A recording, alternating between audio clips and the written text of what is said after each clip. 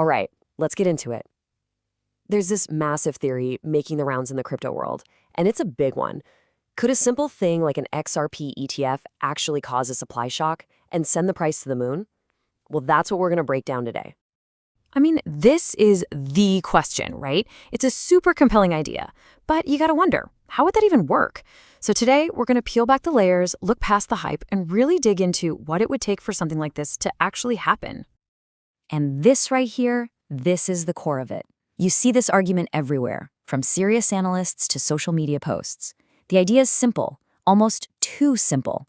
An ETF gets approved, it sucks up all the available supply on exchanges, and boom, the price has nowhere to go but up.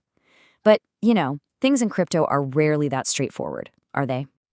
Okay, so let's be super clear here. We are not predicting the future, and this is definitely not financial advice. What we're doing is getting under the hood to see how this engine is supposed to work. Because yeah, the idea sounds incredible, but it's kind of like a rocket launch, right? Every single piece has to work perfectly in the right sequence for it to achieve liftoff. All right, first things first, let's break down the actual argument. We're going to look at the anatomy of this so-called supply shock and see exactly why it's got so many people talking. So the whole theory, the entire thing, hinges on this classic economic concept, a supply shock. Just think about it for a second. Imagine demand for something stays the same, or maybe even goes up, but the amount of it you can actually buy suddenly drops off a cliff.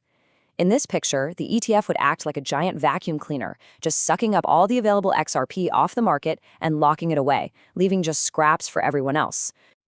Now, this isn't just some single idea. The whole case is really built on 4 pillars that are all connected. You can think of them like dominoes, really. Each one has to topple into the next one just right for that final big price effect to happen. So let's go ahead and push over that first domino. And here's the thing, that first domino, it's already looking a little shaky. We're seeing a trend where a lot of XRP is being moved off of exchanges and into private wallets, cold storage. This is basically investors saying, I'm holding this for the long run. And what that does is it slowly but surely drains the pool of XRP that's readily available to be traded day to day. That's step 1, and it's a crucial one. Okay, pillar number 2. Let's say a big name XRP ETF gets launched, and it's a hit. Well, the company running that ETF, they don't just create shares out of thin air. They have to go out and buy actual XRP. We're talking enormous amounts to back every single share they sell. This turns the ETF into a giant sponge, just soaking up all that liquid supply from the open market and putting it into a vault, effectively. Now, to really get the next point, we got to start with this number, 100 billion. That's the total supply of XRP. And when you see a number that big, your first thought is probably, well, how could there ever be a supply problem? But here's the catch. It's not that simple. And this right here, this might be the most important and maybe most misunderstood part of the whole theory. That 100 billion total supply, that's the entire ocean. It's vast. But here's the secret. The daily price isn't set by the whole ocean. Nope.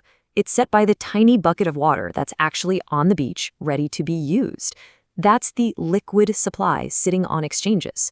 The vast majority of that XRP ocean is locked up in escrows or sitting in long-term private wallets, and it has practically zero effect on the day-to-day price. And that brings us right to the final pillar, the big finale. Think of it this way. If you throw a rock into a huge lake, you get a little ripple, right? No big deal. But what happens if you throw that same rock into a tiny puddle? You get a massive splash that soaks everything. It's the same principle. When that pool of available tokens, the liquid supply, is small, any new wave of demand, say from a huge ETF, doesn't make a ripple, it makes a tidal wave. So you can see why the argument is so compelling, right? It makes sense. But, and believe me, this is a very big but, it is absolutely not a guarantee.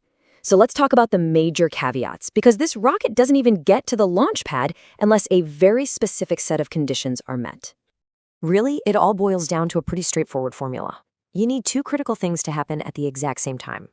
First, you need a massive, and I mean massive, wave of new demand crashing into the market, probably from big institutions buying into an ETF. And that wave has to hit at the precise moment that the available tradable supply on exchanges is already incredibly low. If, and it's a big if, those 2 forces collide, well, then you have the perfect recipe for a classic supply shock or price squeeze. So after all that, what's the real takeaway? What should you be thinking about? Well, it's not about trying to guess the price. It's about knowing what signals to watch for. Now, instead of just hearing the hype, you have a mental checklist, a framework you can use to actually analyze the market and see for yourself if the conditions for this kind of supply shock are really starting to line up. And this really brings it all home, doesn't it? The mechanics are there, the economic theory is plausible, but at the end of the day, this entire high-stakes theory hangs on one single massive question. Will the demand from institutions be big enough to actually light the fuse? That is the multi-billion-dollar question that everyone, and I mean everyone, is going to be watching.